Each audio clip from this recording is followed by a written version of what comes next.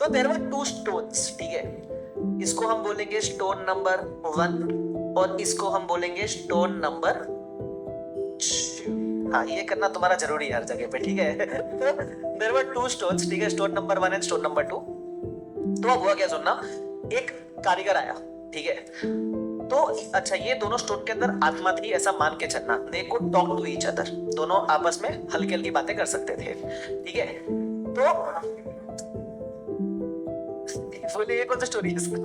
तो सुनना, तो बात कर सकते थे भाई। अब वो कैसे बात करे, तुमको क्या लेना देना उससे? तो दे कुड टॉक, ठीक है। हाँ, तो नाउ एक कारीगर आया। कारीगर को क्या बोलते हैं इंग्लिश में? कारीगर। देखो इंग्लिश में लिखते थे और क्या है ना, कारीगर। तो कारीगर आया, तो ये बोला मेरे को मूर्ति बनानी है, ठीक है। तो इसने बोला कि I will make one good murti out of you. But हाँ, मैं एक चीज बताना भूल गया, stone 1 quality wise was very impressive, ठीक है। इसकी quality was much better than stone 2। Stone 2 थोड़ा लो क्वालिटी का था। तो ऑफ कोर्स कारीगर ने पहले ये जो मूर्ति बनाने का ऑफर है वो स्टोन 1 को दिया कि मैं तेरे स्टोन में से कार्विंग वगैरह करके मूर्ति बनाऊंगा। हाँ, एक चीज है, दर्द होएगा थोड़ा थोड़ा, ठीक है। तो स्टोन 1 ने बोला कोई दिक्कत नहीं है, दर्द होएगा थोड़ा थोड़ा, अरे कार्विंग करेगा ना वो बोला कोई दिक्कत नहीं है। तो कारीगर ने शुरू किया कार्विंग करना। तो वो जैसे ही कार्विंग करता था ना, वो स्टोन 1 आ करके चिल्लाता था ऐसा कि तू करे, अब वो तुम गलत दिशा में मत जाओ, ठीक है। वो ऐसा उसको दर्द होता था। तो इसने एक दिन झेला, 2 दिन झेला, तीसरे दिन बोलता है मैं दर्द क्यों झेलूं, ठीक है। मेरे को नहीं चाहिए तुम मेरे से मूर्ति बनाओ, मैं इसी ठीक हूँ, मेरी वैसे भी क्वालिटी बहुत अच्छी है, ठीक है। मेरे से मैं कोई दूसरा चीज में यूज हो जाऊंगा, मेरे को ये सब में मत यूज करो आप प्लीज, मेरे को बड़ा तकलीफ हो रहा है अंदर से, ठीक है। मेरे को दर्द हो रहा है, मेरे से झेला नहीं जा रही ये चीज। तो कारीगर ने अपना काम 2 दिन बाद ही रोका। और ऑफ कोर्स स्टोन 2 का क्वालिटी थोड़ा लो था बट काम चलाऊ था। तो फिर स्टोन 2 को ऑफर किया कि भाई तेरे से अपन मूर्ति बनाते हैं क्या?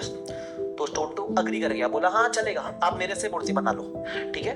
अब जो कार्विंग का प्रोसीजर है, it was 6 month long procedure, ठीक है। तो ये कारीगर रोज बेचारा 10-12 घंटा ये स्टोन के ऊपर कार्विंग करता। It was a very painful process to make a murti out of this, बहुत पेनफुल था।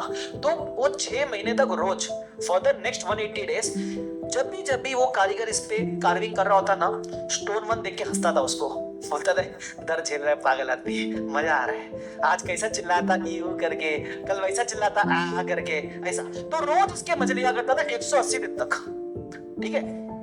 अब 180 दिन हो गए, 6 महीने के बाद ये एकदम मस्त टकाटक जिंदगी जी रहा था स्टोन 1, कोई तकलीफ नहीं, कुछ नहीं, मस्त सुबह उठता था, खाना पीना खाता था, इस पे हंसता था और सो जाया करता था। ऑन द अदर हैंड उसको पता ही नहीं कि मैं ये क्यों इतना दर्द झेल रहा हूं, but still he was like चल कोई बात नहीं यार, कुछ अच्छा ही बनकर निकलेगा अपने से। तो वो दर्द झेलता गया फॉर द नेक्स्ट 6 मंथ्स, ठीक है। अब ऑफ कोर्स कारीगर ने इसमें से एक बढ़िया सी मूर्ति बनाई, ठीक है।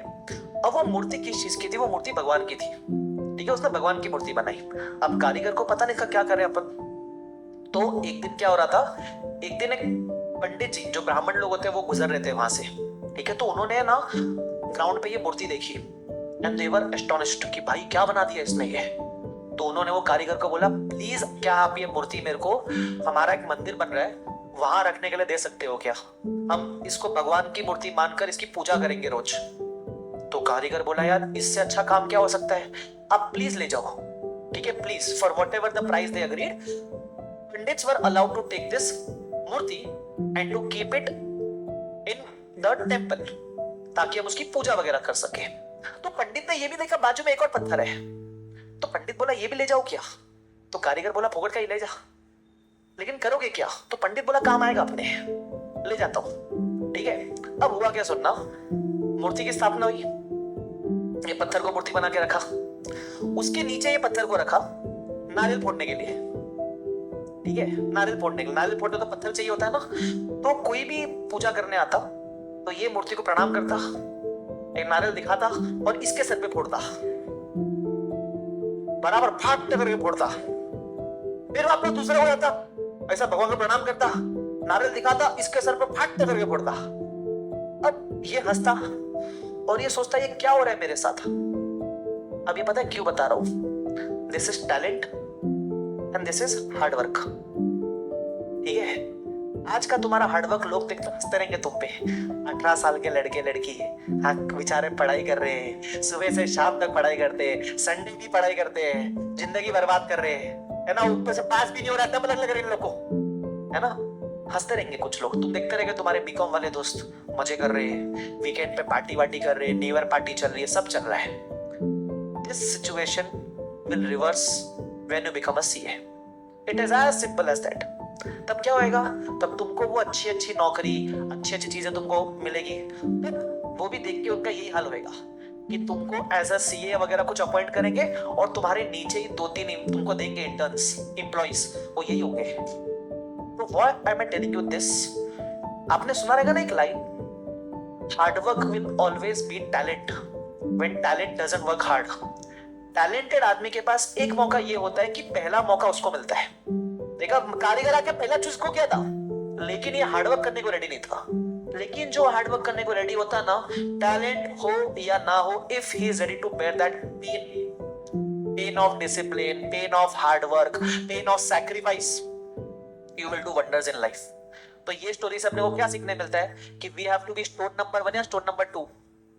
स्टोर नंबर 2, वरना नहीं बनोगे ना तो 1 रहोगे और रोज कुछ सालों के बाद कोई आएगा नारियल लेकर और तुम्हारे सर पे फोड़ के जाएगा, बोलेगा ये ले, ये भी काम कर, ये भी काम कर, ये भी काम कर, और पगार वगैरह के नाम पे कुछ भी नहीं मिलेगा तुमको। तो whatever you are sacrificing today is going to be worth it. Of course patience तो रखना पड़ेगा, बिकॉज देखो इसने भी बेचारे ने 6 महीना दर्द झेला था, बस तुम्हारे केस में वो दर्द 5 साल का है। क्यों? फाउंडेशन का 6 महीना 9 महीना जो भी तुमने पढ़ा, इंटर का फिर पढ़ाई करोगे 1 साल, फिर 2 साल की इंटर्नशिप है, फिर फाइनल का एग्जाम है, तो वो महीना, वो पेन तुम्हारे लिए थोड़ा लंबा है, but it is worth it. अच्छी स्टोरी थी, चलो ग्रेट।